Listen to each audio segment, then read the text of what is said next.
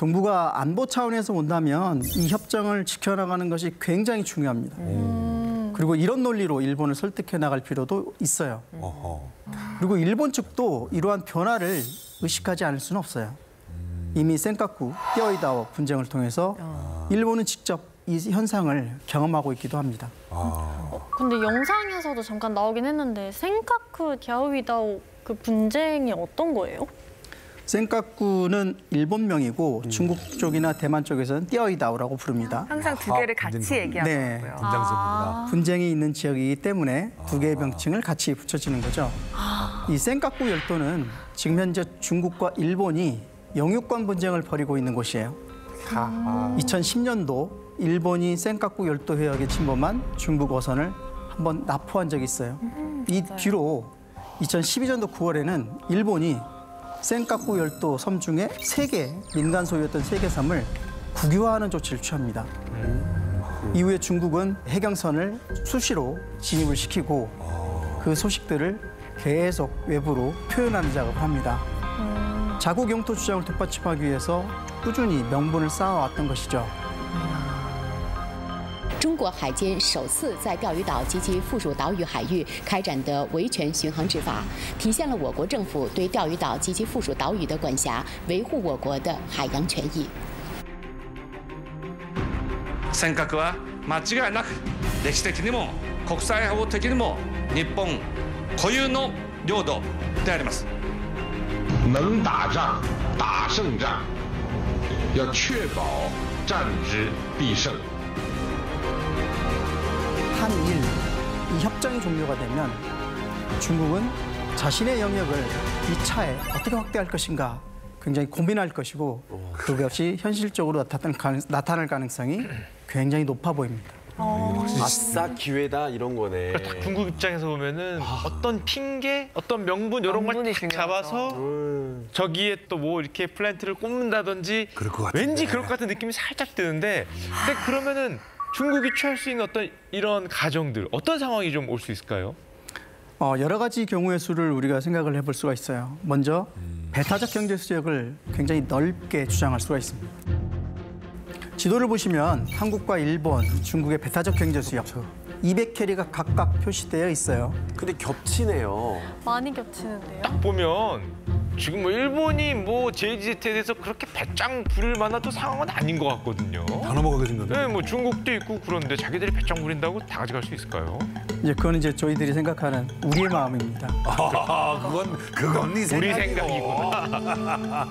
그래서 200캐리 이야기로 다시 한번 돌아가 보면 한국과 일본은 200캐리 배타적 경제 수역을 주장을 하긴 합니다.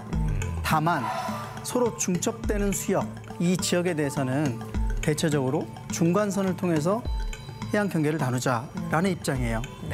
그런데 중국은 본인들의 배타적 경제 수역은 반드시 중간선일 필요가 없다. 중국이 유리한 모든 요소들이 투입이 돼서 거기까지가 배타적 경제 수역이다라는 입장을 갖고 있는 것 같아요. 任何外国不要指望我们会拿自己的核心利益做交易，不要指望我们会吞下损害我国主权安全、发展利益的苦果。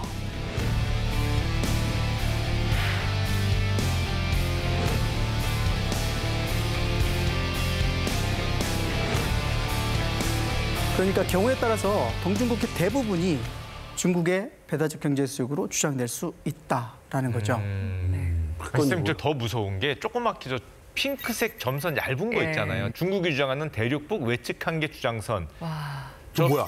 점선을 보면 우리가 주장하는 JGZ가 통째로 중국 안에 들어가네요. 그러니까요. 저기까지 아예 그냥? 중국이라는 거예요? 와. 지금 현재 동중국해 저 지역이 왜 민감하냐, 왜 한중일 3국의 전쟁터로 변화될 가능성이 있는가, 바로 지적하신 그 부분 때문에 그렇습니다. 왜냐하면 중국이 주장하는 범위가 우리가 주장하는 것과 똑같습니다. 이게 진짜 동일한 지역에 대해서 자국의 대륙군이다라는 입장을 취하기 때문에 자국의 해양 권익을 보호하기 위해서 이 지역에 경우에 따라서는 해경 혹은 해군 세력을 집어넣을 수도 있습니다. 그러니까 방금 오셨던 센카쿠 열도 그리고 전에 공부를 하셨던 남중국해와 같은 상황이 우리 주변 속에서도 발생을 할 수가 있는 거죠. 오늘 쌤 말씀을 쭉 들어보니까 지금의 이 협정이 유지되는 게 우리를 위해서도 또 사실은 일본을 위해서나 이 동중국해 평화를 위해서 가장 좋은 시나리오가 아닐까 생각이 들어요. 근데 전문가가 보시기에 최상의 시나리오는 어떤 건가요? 맞아요. 언급하신 대로 20세기에 우리가 봤던 바다, 그리고 21세기에 우리가 지금 보고 있는 바다, 이것들을 종합적으로 고려를 해보면 이 협정 체계를 2028년도 이후에도 유지를 한 다음에 이 공동개발구역을 어떻게 관리하고 이용할 것인지를 논의하는 것이, 방향을 재설정해 주는 것이 가장 유연한 해결 방식 중에 하나예요. 먼저 중동으로 가는 물류 통로를 연결해주고, 그리고 중국에 대한 안보 협력 장치로서의 역할, 그리고 최근에는 해양 환경, 그리고 기후변화 등에 대해서 서로 정보를 공유할 수 있는 굉장히 중요한 협력의 장이기도 합니다.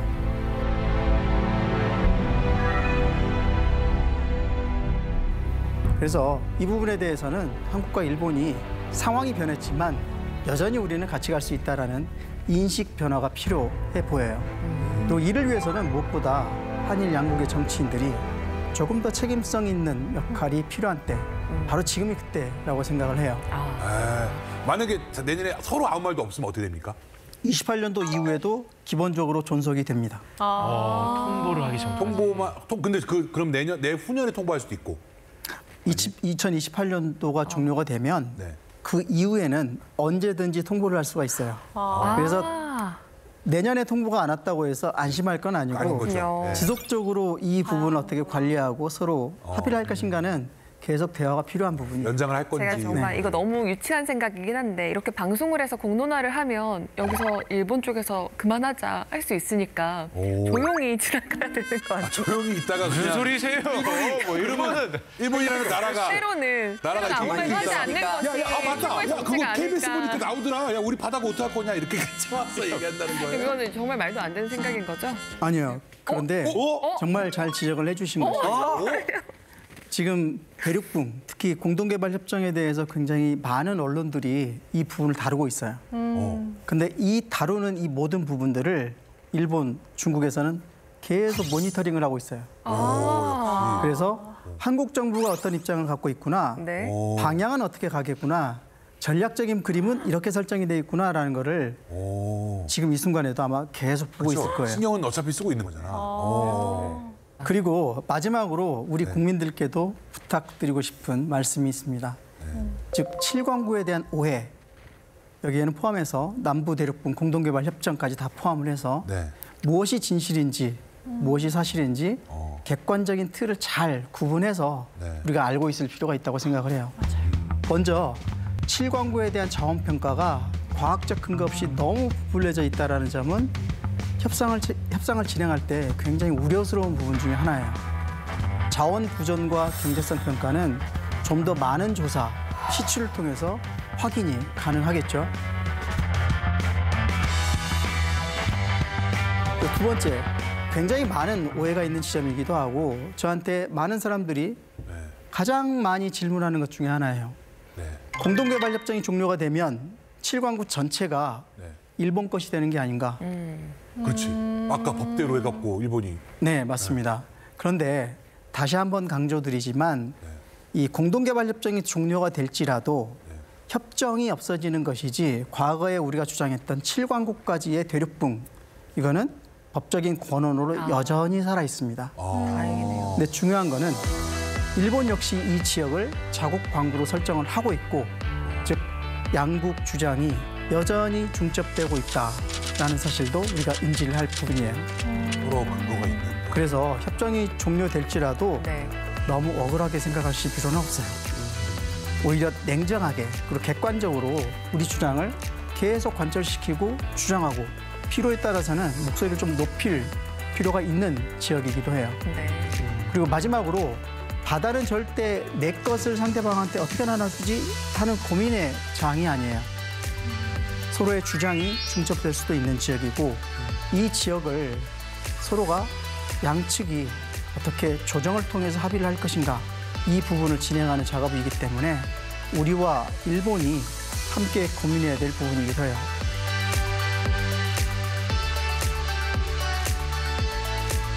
결국은 이 문제를 어떻게 이성적으로 풀어가는 것이 과거에서부터 지금 그리고 미래에 얼마나 좋은 한일 관계가 형성이 될 것인지 이 부분과 연계가 되기 때문에 상호 공조를 공고히 할 수 있는 방향으로 서로 입장을 맞춰가는 것이 필요한 것 같아요.